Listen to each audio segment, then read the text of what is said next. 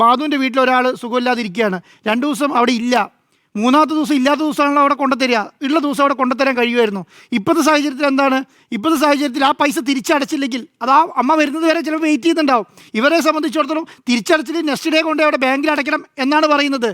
അപ്പം ഇതൊക്കെ പറയുന്ന ന്യായീകരണങ്ങളാണ് ഈ പോയിന്റ് ബൈ പോയിന്റ് ആയിട്ട് ന്യായീകരണമായിട്ട് പുറത്തേക്ക് വരുന്നത് എന്നുള്ളതാണ് വളരെ കഷ്ടം എന്നുള്ളതല്ല. ഇതൊക്കെ കേരളത്തിലെ ജനങ്ങൾ അല്ലെങ്കിൽ മതേതര കേരളം കാണുന്നുണ്ട് എന്നുള്ളതാണ്. നമ്മളിത് സംസാരിച്ചുകൊണ്ടിരിക്കുമ്പോൾ അർജുൻ ആയങ്കിക്ക് വേണ്ടിയിട്ട് കേരളത്തിലുടനീളം പ്രത്യേകിച്ച് തൃശ്ശൂരിൽ വലവിരിച്ച് കാത്തിരിക്കുക പോലീസും അർജുൻ ആയങ്കിയും കളിയാണ് ഇപ്പം നടന്നുകൊണ്ടിരിക്കുന്നത്.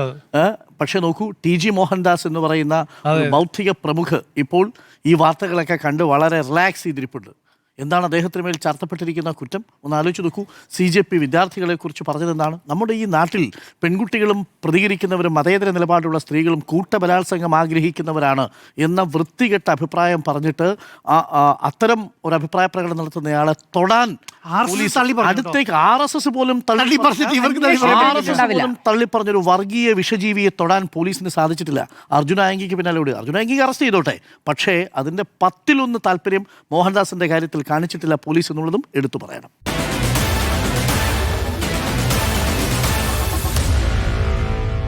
Meet the editors.